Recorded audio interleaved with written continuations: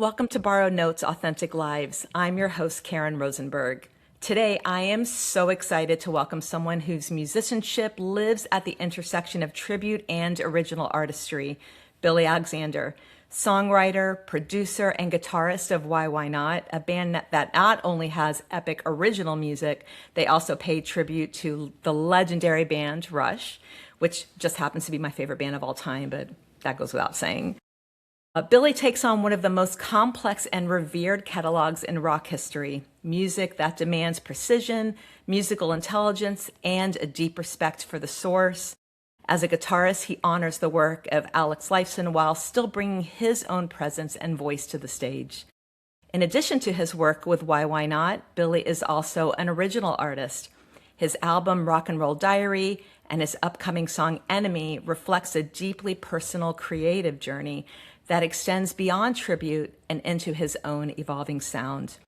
So today we're going to talk about his musical path from picking up a guitar for the first time to playing Rush for devoted fans like me all around the world and to writing music that is entirely his own. Billy, welcome to the show. Well, thank you for having me. My pleasure. My pleasure.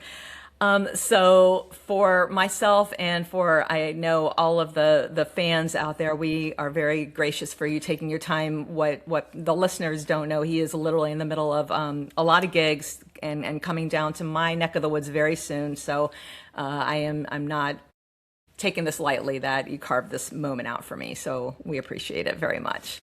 That's totally cool. Yeah. So I'm curious, like giving me a little bit of background about you and just music. Like, when did you start playing? How did you know that this was going to be like the thing you're going to be doing in your life is playing guitar? Yeah, it was pretty immediate. I mean, I was about, I'd say, 9 years old. And like many kids of that same age, I was into Kiss, Destroyer, they're most like cartoon superheroes as well as musical superheroes.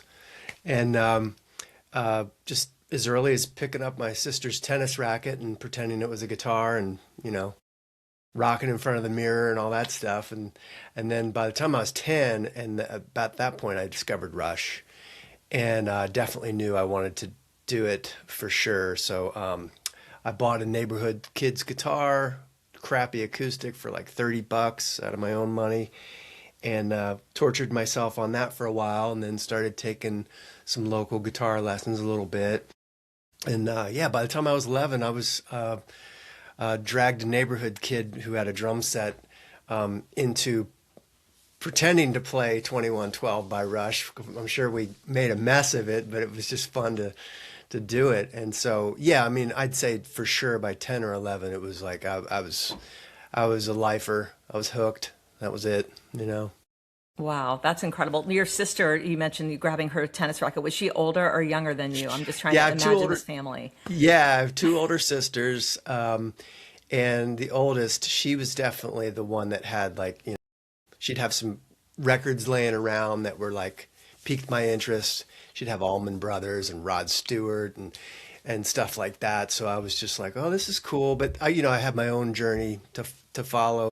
And for sure, Rush was my gateway, towards this where I am even now. They were definitely the ones, many others along the way, but they were the ones that really just sort of like set the hook deep, you know. It's really like thinking about family and thinking about like what that looked like, together and what influence is like too. So when you started playing, like when you connected with your friends, was everybody kind of in the same page with the music that you were all listening to, or was people all over the place? I'm so sorry. No, you're cool. No, in fact, I felt very sort of in almost a cool way, like I was the only one in my school or anybody that even ever heard of Rush. Because this was before they really even had any song on the radio. So it was completely the cult following type of situation with that band. No one even, I'd ask people, I'd say, Rush, right? And they're like, no, never heard of them, And at first, it was frustrating. I'm sure a lot of fans will tell this same story back in the day, but it was frustrating. But then it was actually kind of like, well, they're kind of like my secret band then. I kind of like cherished that. I was kind of thought it was kind of cool. No one ever heard of them. It's like, all right, well, they're kind of like mine, quote unquote. And then, of course, they had Spirit of Radio on the radio, and then they had Tom Sawyer, and then Subdivisions, and then they became well known, and it actually kind of like, in a way, sort of spoiled it a little bit. It's like, oh, the secret's out, I totally get that. Absolutely. Yeah. Absolutely. When you were learning to play, were you taking lessons or were you self-taught? Well, it was a little bit of both. I did technically take from one guitar teacher briefly, and then I went to another one, and then that got me into, I wanted to study classical guitar, and he had some classical guitar training. I was fascinated by people like Alex Lifeson and other guitarists, Steve Howe, who were rock guitarists, but they had really an eclectic influence, and they were very versatile in terms of styles. So I thought, wow, that's what I want to do. I want to, Jimmy Page as well, the acoustic side.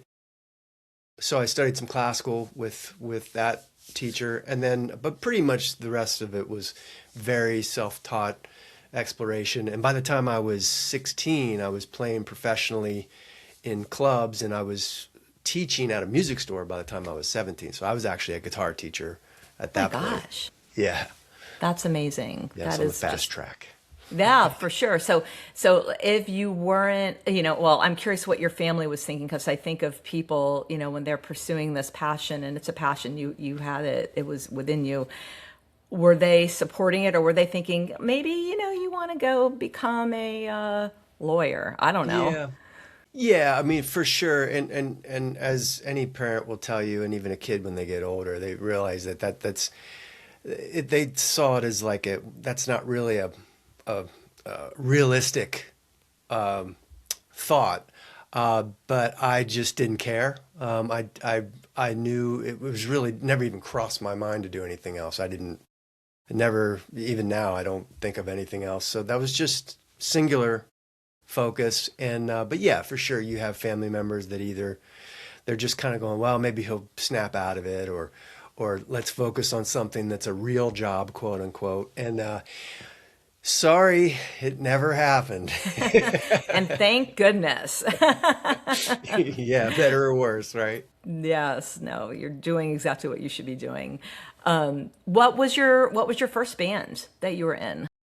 Well, if you want to call it a band, like I said, it was a neighborhood drummer who I'd put him in one of my Rush shirts, and then I'd wear a Rush shirt, and then we'd perform in the basement for our parents with the lights dim, and that would be our first concert. And then I played for the school. We tried to do Overture 2112, he and I, in front of our sixth grade class. And then when I was a freshman in high school, a drummer and a bassist that were in the jazz band, they happened to love Rush. So we formed a little group. We called it Bastille. And we would use the band room after school. The band teacher let us hang out, and we'd set up and we'd rehearse and play that stuff. And then we also performed at the halftime at the basketball games, and at the talent shows. And so that was, I guess, my first official band with actual, guitar, bass, drums, and the whole thing. So that's so cool. So you were in band in school, taking an elective of band as well, or just in your band playing? No, okay. those guys were. I was a freshman, and I was just doing my own thing. I really wasn't that interested in jazz band, and I was kind of more just a rock guy. So I wasn't that into, reading the notes and doing jazz and stuff. So yeah, it's just always more into rock and roll, Yeah, that's awesome. So, playing Rush, and as you kind of evolved and grew from that, what was the first, like, when you were playing it and bringing kind of that emotional depth to it that you could remember, really? How was that as it evolved from those high school years into like your early 20 years? Were you still kind of playing in a Rush?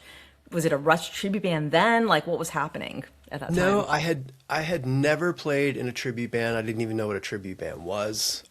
In fact, until you know, why not? I still haven't really seen too many myself. But no, at that point, I was listening to a lot of other things, and I was trying to really advance my technique on the guitar. So I was really venturing into lots of other influences and bands, and Jimmy Page and the Beatles and Judas Priest, AC/DC, just the gamut of everything I could just absorb like a sponge. So that was really where I was headed. I'd say by the time I was 13 or 14, I was starting to really go in a lot of different directions, and people like Randy Rhoads from Ozzy's band as a guitarist, another classically influenced thing. So then I delved deep into classical music, Bach and Paganini and Vivaldi and stuff, trying to translate a lot of that violin type music and keyboard music into my guitar, and just absorbing that music as an influence, which I think I still have that with me to this day too. So Yeah, that the classical training shines when you can bring that, as I'm trying to learn an instrument myself and having a background in classically playing cello, but now I'm learning bass. I think there's something that kind of connects in your brains. You bring that into what you're shining in the light now, having all of that as your background. Yeah, that's awesome. I'm curious, as you've been talking about like some of the influences that you had, what was your first concert that you ever went to? Who'd you see? Rush, Oh, Rush was your first show? No way. that I went Really? to as a kid, yeah. It was they played the Capitol Center in Largo, Maryland. I saw in the Washington Post. I would open it every Sunday to see if they were coming in town, because of course this was pre-internet. It wasn't like Hear I got that, in a head. kids? There was something called, we had to look it up in a Yeah. newspaper. And once I saw it, I went running through the house and telling my mom and going, "Oh my gosh, they're coming! Can I go? Can I go?" My mom said, "You're too young. You can't go." So I started crying, and my sister, my oldest sister, we discussed earlier, she took pity on me, and she volunteered, her and her boyfriend, who were like seniors in high school at that point or something. They had a car, and so they agreed to chaperone me to this Rush concert. In And he had a camera. He had like a telephoto lens, so he had these great photos, which I still have from that. But that was my first experience. I couldn't. We were on the floor, so I couldn't see them. So I'd have to stand on the chair, and even then, I could barely see over adults' heads. And then some of them were getting annoyed, and my sister had to defend me, like, "He's a kid, leave him alone." It's like, tell him to sit down. Can just visualize this. That is, first of all, the fact you were that close Yeah, is unbelievable. I mean, really, that's yeah. that. What year was that? What tour was that? That was, I'll tell you specifically, it was August 22nd, 1979. Yeah, and they played Free Will and Spirit of Radio before the record came out live. So it was the Hemispheres Permanent Waves mini warm-up tour. It was right there at that cusp where they were still recording Permanent Waves, but they were finishing the last bit of the Hemispheres, tour. Oh my God, that's an amazing sister. That Yeah, is like we. she's awesome. Yes, for sure. I mean, that's like sacrifice. Does she love Rush? I hope that she. She didn't, but she No. does now. Okay. Yeah, both of my sisters, when we play the East Coast and they're available to go, they'll go to the show and they support and everything. So it's kind of a kick that, at that point they were just sort of like rolling their eyes, like, he's passionate about this band, whatever. But now I think they've actually kind of become fans a little bit themselves.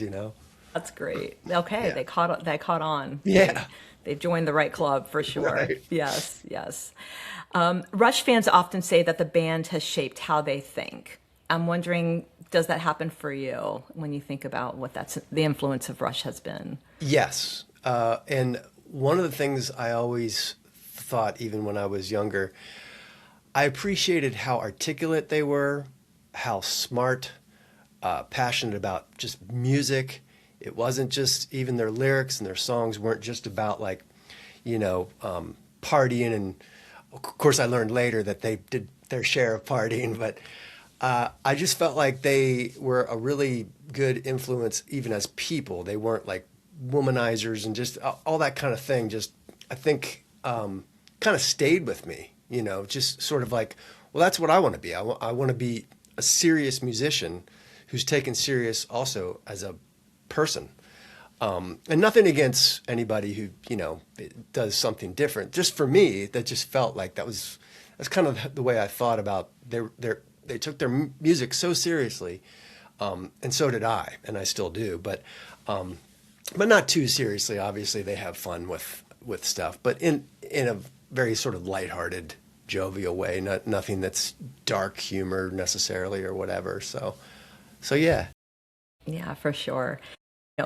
Thinking about playing, I can't even imagine what it takes to play the music.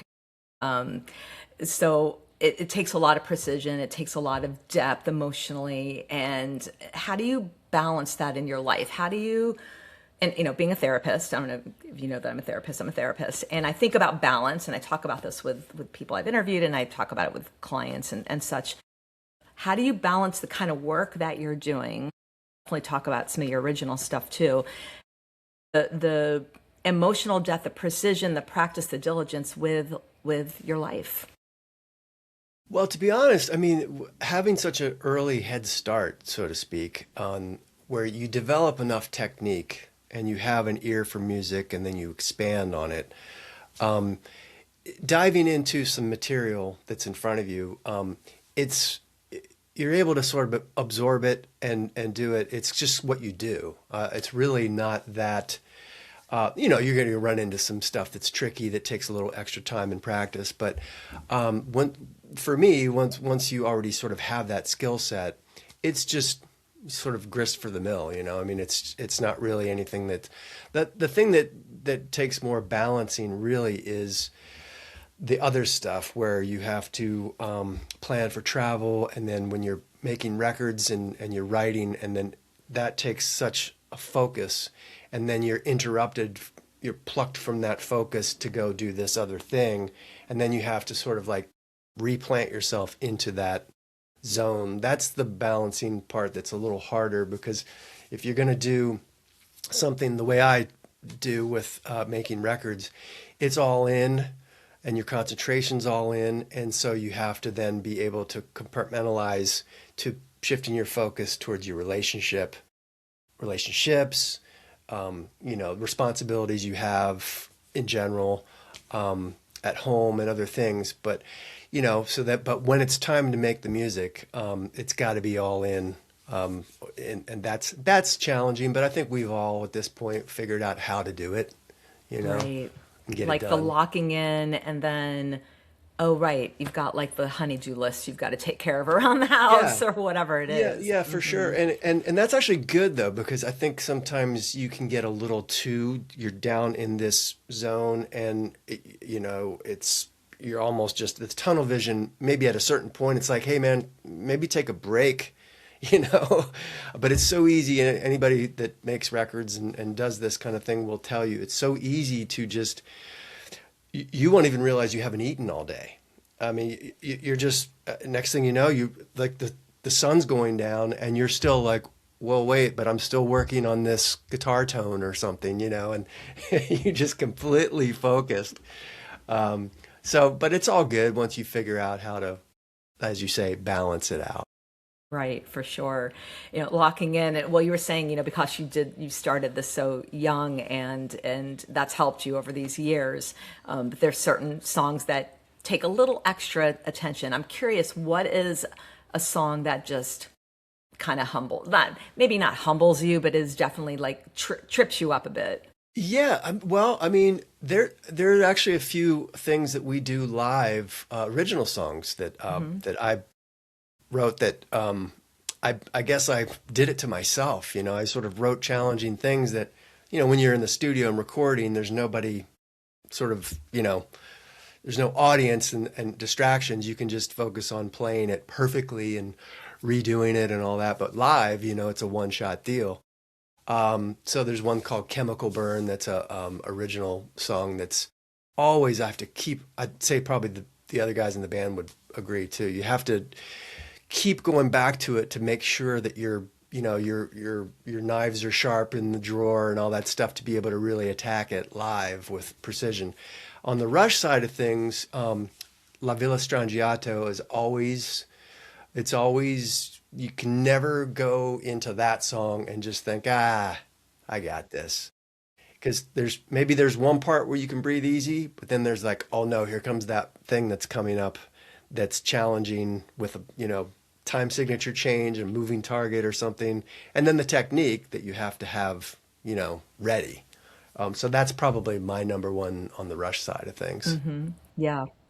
Um, when you brought it up, why not? And it's a perfect segue. Like, how did you all first connect with one another? What led you to find each other? And what was the process like? Just that Yeah, it was a connection. total accident. It was an organic accident. My wife and I went to see the final Rush show in 2015, the Yeah. R40, and I didn't know it was going to be their last show. Well, no one did. Maybe they did, Right. but I kind of felt like it was probably a wrap for me. Just seeing them, I just kind of was into other stuff. But when they started going through time and playing the older stuff of my youth, I got extremely nostalgic, and I had this hatched this idea while I was watching them, kind of going, I've never really recorded anything really good quality that sort of, really displays my Rush influence to the best of my ability as a producer now. So I thought I'm going to write an instrumental that's very overtly Rush-esque. And as a goof, I called it YYNOT because it was an instrumental and, sort of like, tongue in cheek YYZ and why are you doing this? Well, why not? Uh, Perfect and name. and then that sort of made the rounds. And Tim Storaci, bass player, I saw him playing some Rush covers when he was in Florida, and I was like, wow, this guy really plays Geddy Lee bass, great. Shout out to Tim. He is Yeah, a yeah, phenom. he is. And then he saw or he heard the track that I wrote and produced and played the instruments and stuff. And I thought, and we hadn't met, and I just said, well, hey, why don't you redo my bass part? I mean, you're so killer on this Geddy Lee style. Redo the bass on this track. And then he was like, well, by the way, we're doing covers over the internet of Rush stuff. And I was like, well, I haven't played Rush in years and years since I was a kid, but I'll learn it and let's do it. And so I'd film my part here, and then we'd put the videos together, and then they got popular, and then we thought, well, why don't we just do this live? I'm out in California, he was in Florida, but why don't you fly in? You know how to play the stuff. We probably don't need to rehearse. It'd be nice if we could, but we can probably do it. And we proved we could. And to this day, we never really get to rehearse. We just show up. Everybody does their homework, and we hit the stage and we play. And then the original side of it has always been part of it. So I continued to write songs with that Rush flavor. Then we had our debut record, which was called Why Not, self-titled, and a full album with that kind of thing to it. And then to this day, we also incorporate the originals in the live shows amongst the Rush material. So it's kind of, yeah, it was just really a happy accident. There was no plan to be in a Rush tribute band or anything like that. And as I said, I didn't even know there were Rush tribute bands until I think it was Tim even told me. He goes, oh, but these ones that are, and I go, really? There's other people that do this? I was into a whole different career status at that point, doing a lot more like modern country productions and producing young artists and things like that. And You were. Oh, yeah, so wow. I was Okay. really, the Rush thing was almost just like a blast from the past as my childhood, you know. And ironically, here, it sort of like took over, Right. Oh which my I'm God, happy that's about. Yeah, no, again, thank you. We are all happy about that too. Yeah. What year, when was that? That was You guys first 2015. connected? Yeah, Oh, it that was was the for same year. That was the yeah, same yeah. So, year. so that Okay. because I went right from that concert, I had this idea, and I just wrote this piece, and like I said, called it "Why Not," and then that was the same basically. So by the time 2016 rolled around, I believe the next year we were playing live, and we've just been doing it ever since. And three original albums later, and what we're talking about 10 years now. So and we're still doing this thing. It's so true. It's amazing. I've had the joy of seeing you all every time you come down to South Florida, which they're coming soon. So my plan is to have this out there so people can go and get tickets. And I don't know, maybe it's sold out already. And plan for next year then. It's amazing. You guys put on an amazing show. What's the band dynamic like? You know, because you all look like you're just having like a blast on stage. What's it like?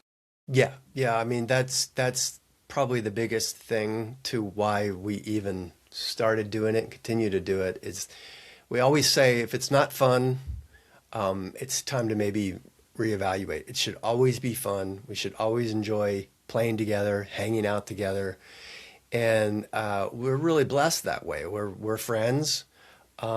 We goof around. We even when we're away from each other, there's text chains that would, make an Irishman blush probably with some of the content, especially me and Tim. Our sense of humor is very similar, and we have a good time. And That's so when great. we get on stage, what you're seeing is you're just seeing a couple of chuckleheads continuing the banter even during songs. Sometimes he'll come over and he'll say something while I'm in the middle of like an intricate part, almost to try and trip me up. And then I'll go over to him and do the same thing, and I'll say some sort of little hidden comedy gem to throw him off or whatever. And we just have a great time. That's so great. I mean, I see you guys when you are going back and forth, and I thought you're saying you're rushing or No, no, I'm joking. no, Yeah. no, no. It's nothing that clever. That is absolutely really funny. Oh my gosh. What is something people would be surprised to know about what goes into your shows that they just make assumptions? You show up, you're there. What's behind the scenes that people do not realize? Well, the first thing that popped in my head would be that we don't have any backing tracks or anything like that. We basically pride ourselves on just being 100% live. I mean, that's, I don't know, maybe that's every Rush tribute band. That's probably what they do too. I don't know, but I've seen sometimes people will make these, I don't know if you want to call them accusations, but going like, well, where's that sound coming from? That must be fake or whatever. It's like, no, either Tim's playing it with his feet or something's triggered with the trigger. It's basically the same mentality of I think what Rush did, which was to really commit to the three of us need to be able to pull this off live, or else, that's just what they chose, and that's what we choose too. So that might surprise, I don't know, maybe some people.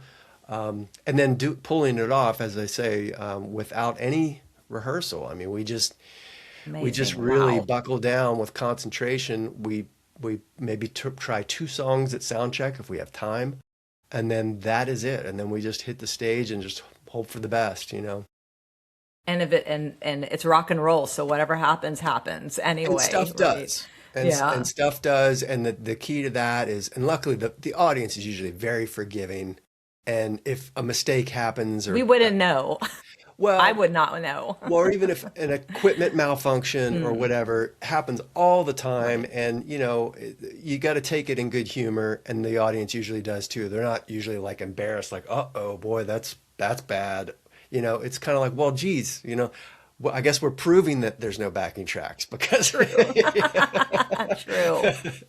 True. And we just sit in gratitude to have the music. Those of us who are the real fans, like we're just grateful, to have the music, and which makes me think like interesting, like even 2015 thinking, and I was at shows that year too, thinking that's it, we'll never see them again. And obviously we're never going to see Neil, but being that they are touring this year, which I still cannot believe, I'm still a little in shock about Rush being out there.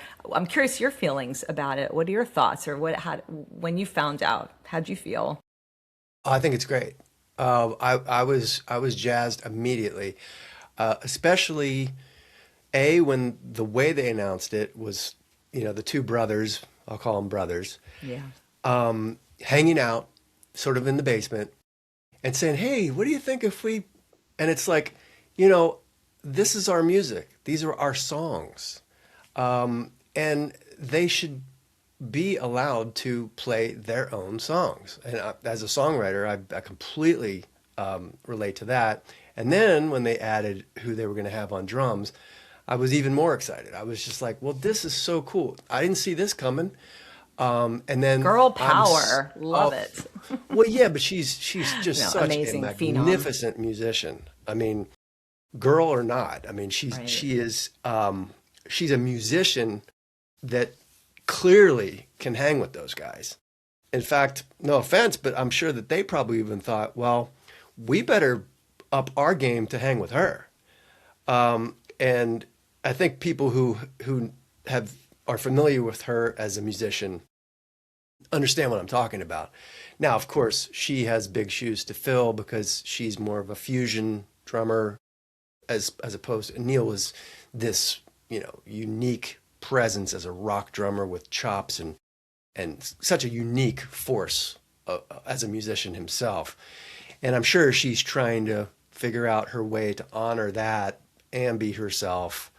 And so that intrigues me. I'm very excited to see how the whole thing is just nothing but a major positive for me.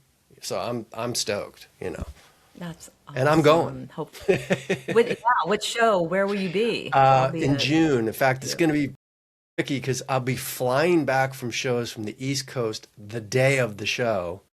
So I'm going to probably take a god-awful early flight to be sure that I land in California in time to then go with no sleep and get to the concert. But it's going to be tight, but I do plan on going. That's so exciting. Oh my gosh. Yeah. Yes. Well, let's talk a little bit about your original stuff, and which is amazing. Highly recommend people checking out not just YYNOT's original music, but Billy's original music. It's great. But tell me a little bit about Rock and Roll Diary. Like, what inspired that album? How did that kind of come to be? Well, I think a couple of things. One, at the time, we were in between lead singers. So we had like some downtime and, I'm always coming up with song ideas and it just kind of never stops. So, and then I thought, well, for so many years, I've written for other people or even in my own band for someone else to sing the songs and this and that. I thought, well, what the heck? Why don't I just do a solo album, for the heck of it? And then I thought, well, if I'm going to do that, why not also represent a lot of influences I have as a musician songwriter that, aren't just the Rush-esque side for Why Not, but the AC/DC stuff as a kid, the other 80s music, the, Trevor Rabin, Yes period of the 80s, and all these other mixes, even some funky stuff, and then almost consider it sort of like a scrapbook of my influences over the years, especially when I was being inspired by rock and roll, Tom Petty, you name it. So that was the way I went about it, was just I'm going to write whatever I want to write, and I'm going to stylize it whatever I feel like, and kind of entertain myself with different guitar tones and vibes and stuff like that. So that's why the album's called Rock and Roll Diary, because it's sort of like a scrapbook of my ever since I was a kid to now kind of thing. So that's what inspired it, and it turned out better than even I kind of thought, and the response has been great, and so there you have it.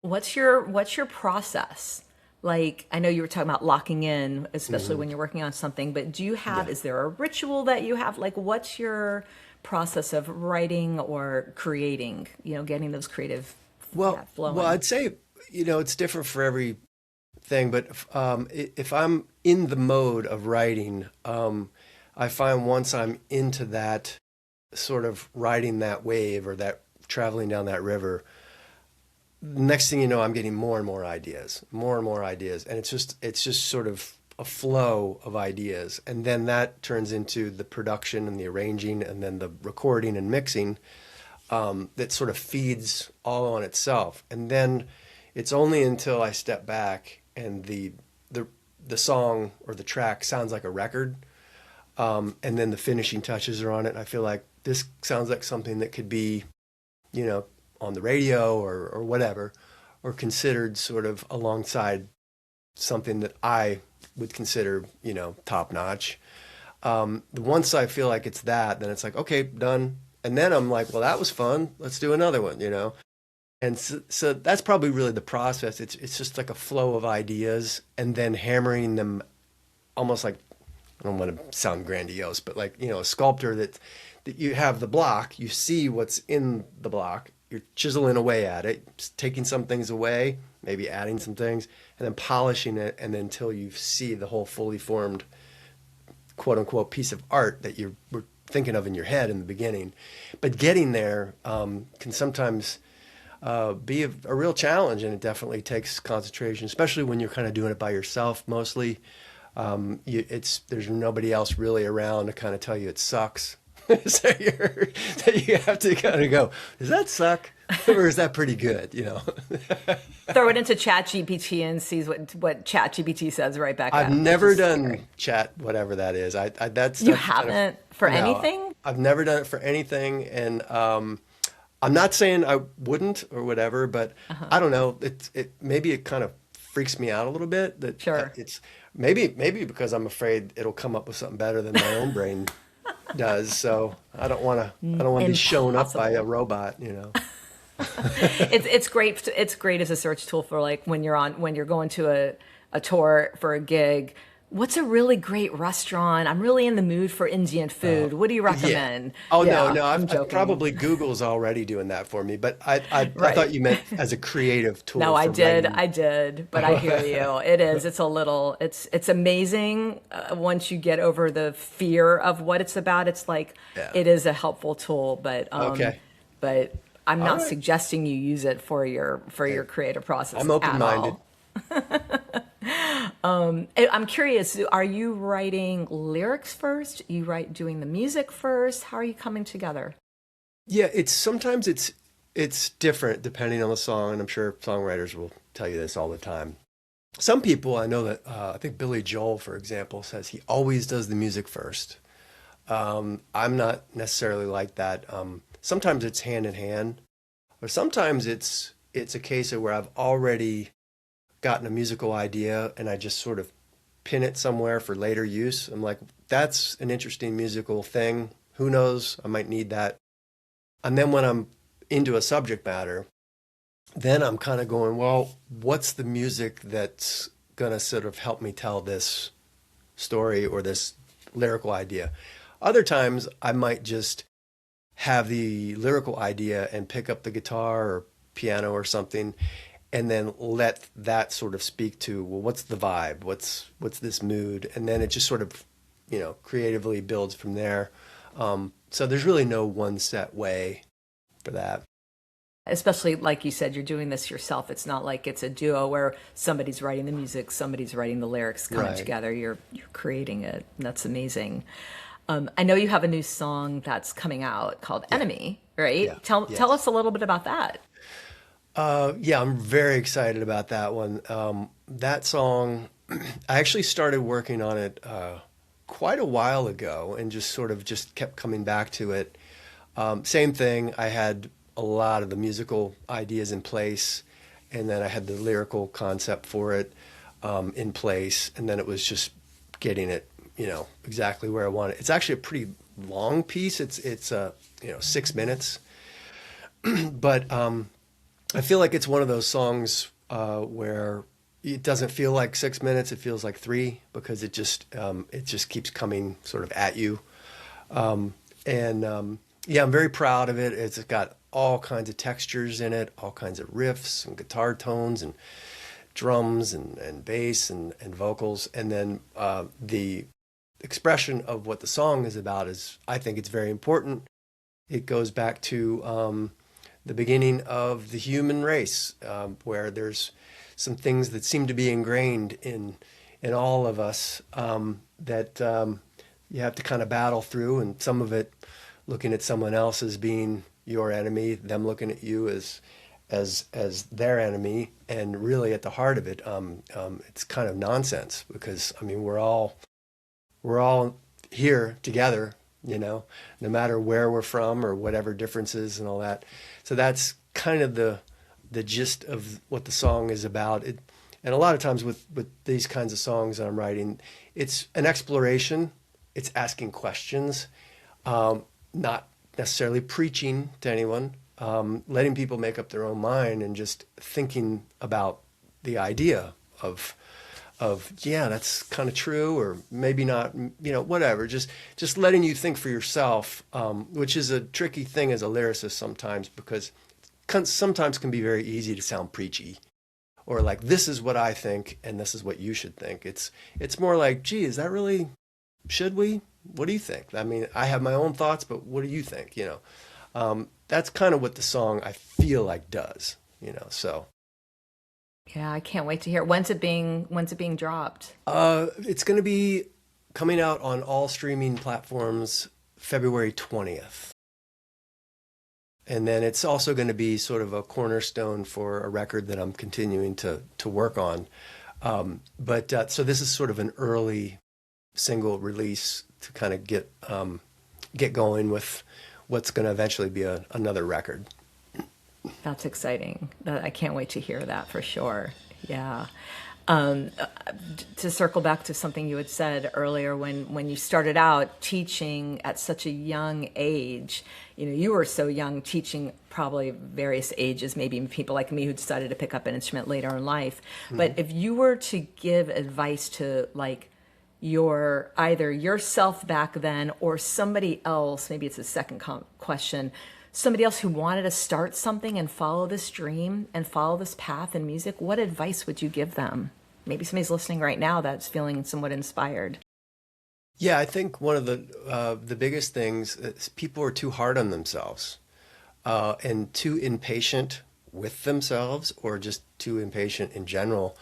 And you can slow yourself down and give yourself some grace as you're learning something, especially something as physical as like a guitar or a bass or something like that, and not feel so down. Like, that's also, I think, a mark of a good teacher, is to have the patience and build you up. You can do this, why don't we back off what I just said you should try, and let's give you a smaller thing that you can master, and we'll work together to get there. And then stick with it, don't give up, and you gotta work at it, That's essentially how you could probably parlay that vibe into a lot of things, but definitely with a musical instrument. The other thing I hear people over the years say, I'm tone deaf, or they come in with this sort of defeatist attitude, and then I'll prove to them, no, you're not. And here's how I can prove it. And then eventually get them to understand, well, you can sing Happy Birthday, right? How did you do that? I mean, how did you memorize the tune to Happy Birthday? You're not tone deaf. Okay. So just kind of getting them to feel not so down on themselves before they even get going, Yeah, that's so great. I'm reflecting back, thinking about teachers I've had, and you're so right about the patience and like that encouragement and support.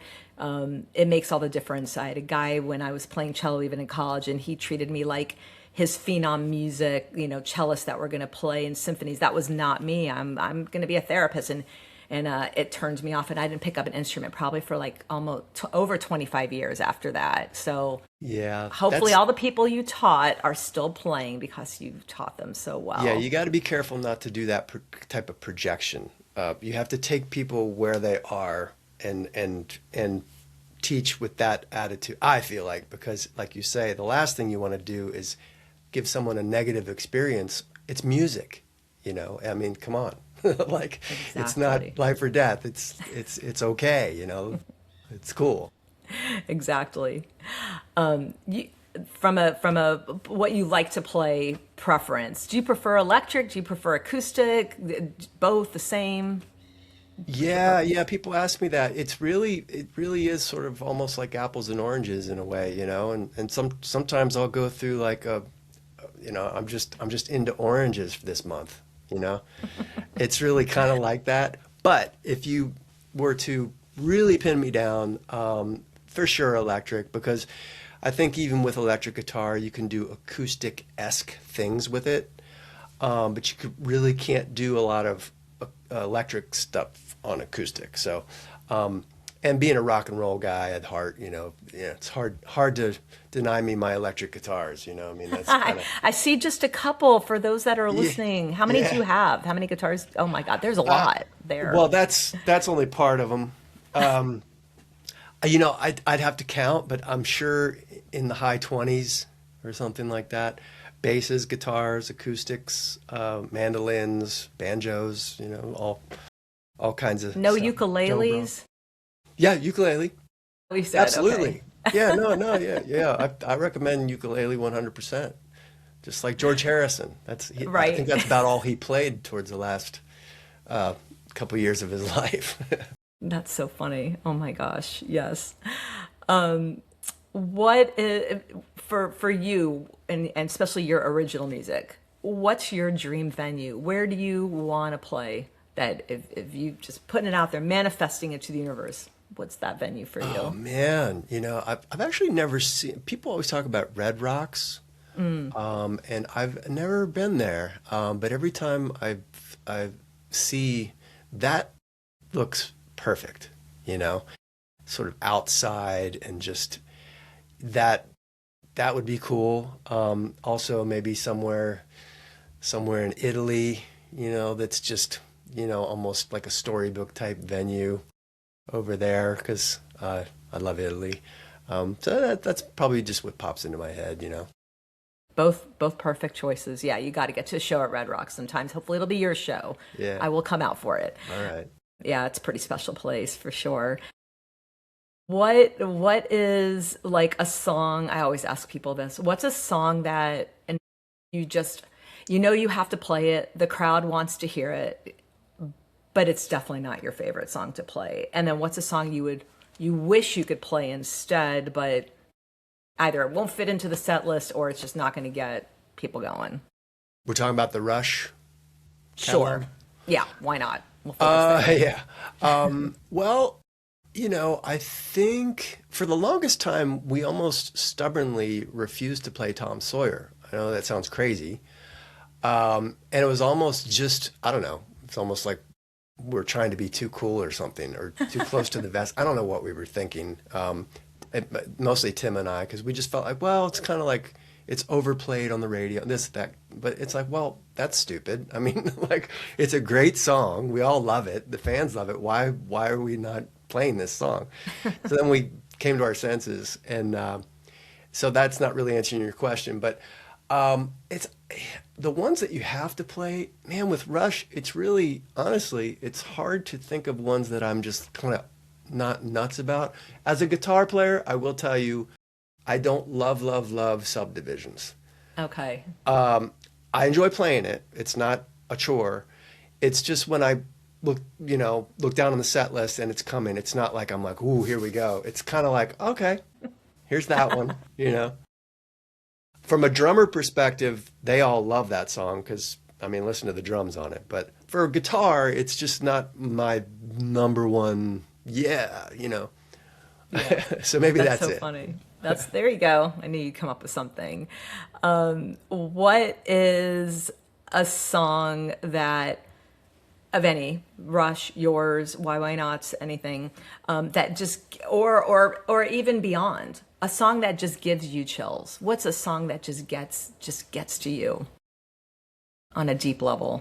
Well, we are fortunate to play the song Losing It by Rush at just about every Bubba Bash that we do. If people don't know what Bubba Bash is, go look it Yeah, up. tell people about Bubba Bash. I know that it Yeah, looked Bubba Bash is amazing. something that we've done for a few years now. It started out as our gig at the Keswick in Pennsylvania, and then it turned into this sort of fundraiser and celebration of the life and career of Neil Peart.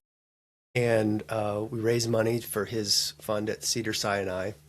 And a lot of the guest musicians, well, all of them pretty much, are friends of Neil's, musician friends or otherwise, that we incorporate into the show. And it's really just this brotherhood and sisterhood of a celebration. And then fans come and they get to enjoy us playing, Rush music with these amazing drummers and musicians. And then because Peter Dinklage, who's a friend, he's a violinist who played on the Clockwork Angels tour, I think it was. Hopefully I'm not getting that wrong. Played Losing It with the band when they would have the opportunity to do it. So he pulls out the electric violin and we do it. And that's our only chance ever to play that song live, basically once a year. And it's always stirring, and being there on stage playing it, just the same as I'm sure the audience, when he's playing that violin solo and we're playing and those lyrics, and it's hard not to get chills, So that's probably number one that I can think of. It's a great choice. Yeah, I hope to get to Bubba Bash one year for sure. Yeah. I'm always like FOMO when I see all the pictures coming out, for sure. What is an artist, living or dead, that you wish you could jam with, that you would love to jam with yourself? Paul McCartney. Oh, that was easy. You came up with that fast. Yeah, Okay. Paul McCartney is my go-to for damn near everything. I mean, he's my favorite all-around musician, songwriter, person. He just ticks all the boxes. There's just, you've never hear stories about him being a jerk to somebody. There's just that's easy. he's just kind of my guy, He's your guy. Yeah. That's incredible. Yes. What's something on your playlist that people would be a little surprised by? If they saw it, they grabbed your phone and like, you're listening to that? What would that be? Well, it might be some of the classical music. It might also be some of the, like Pat Metheny, jazz.